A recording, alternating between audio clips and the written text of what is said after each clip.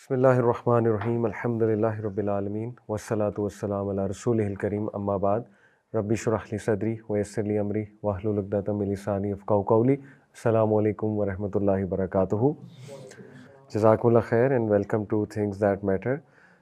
ہماری جو سیریز چل رہی ہے نماز کے اوپر، بہت زبردست سیریز ہے، فائنڈنگ پلیجر ان صلاح، اور آل آف اس نیڈ کہ ہم اپنی نمازوں کو بہتر کریں اور خشوع و خضوع لائیں اپنی نمازوں میں انشاءاللہ. خشوع میں نے آپ کو بتایا تھا وہ دل کی سٹیٹ کو کہتے ہیں، انٹرنل سٹیٹ کو. خضوع جو ہے یہ فزیکل سٹیٹ ہے، جو باڈیلی پوسچرز ہوتے ہیں. تو اچھی نماز کے لیے خشوع بھی ضروری ہے اور خضوع بھی ضروری ہے. یعنی انسان کے اندر خشیت ہو، اللہ کا خوف ہو، ایموشنز ہوں، جذبات ہوں نماز میں. نماز جذبات سے خالی نہ ہو، کیونکہ آپ اپنے خالق سے ایک ملاقات کر رہے ہیں، تو وہ ملاقات جذبات سے بھری ہونی چاہیے. کوشش پوری یہ ہونی چاہیے، اور اس میں عاجزی انکساری ہونی چاہیے، اس میں جھکاؤ ہونا چاہیے، ہمبلنس ہونی چاہیے. اسی طرح اس میں باڈیلی پوسچرز بہت ڈگنیفائڈ ہونے چاہیے، اس میں جلد بازی نہیں ہونی چاہیے، اس میں جو ہے وہ ریشنس نہیں ہونی چاہیے، اس میں لاپرواہی نہیں ہونی چاہیے، اور اس میں ایک ڈگنیفائڈ طریقے سے انسان کو نماز ادا کرنی چاہیے جو نبی صلی اللہ علیہ وسلم نے سکھایا ہے.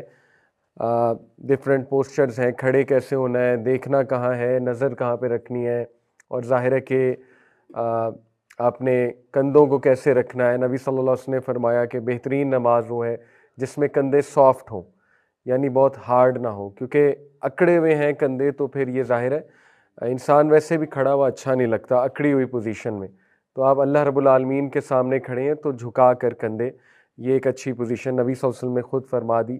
پھر سجدہ، اس کا کیسے پوسچر ہونا چاہیے. 7 بونز پہ ہوتا ہے سجدہ، حدیث ہے.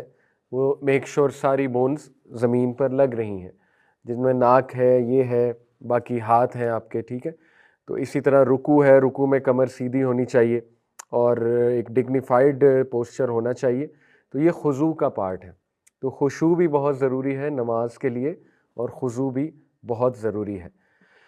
کچھ احادیث کی طرف ہی آتے ہیں انشاءاللہ، تاکہ سب سے بہترین یہی ہے کہ نبی صلی اللہ علیہ وسلم نے جو خود بتا دیا ہمیں نماز کے بارے میں، وہیں سے ہم موٹیویشن لیں، نماز کے فضائل کے بارے میں جانیں.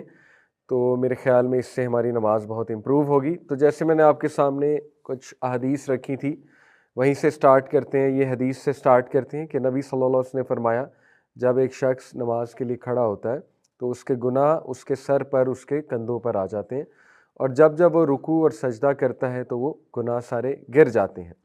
تو یہ ہمارے لیے بہت ہی موٹیویشنل حدیث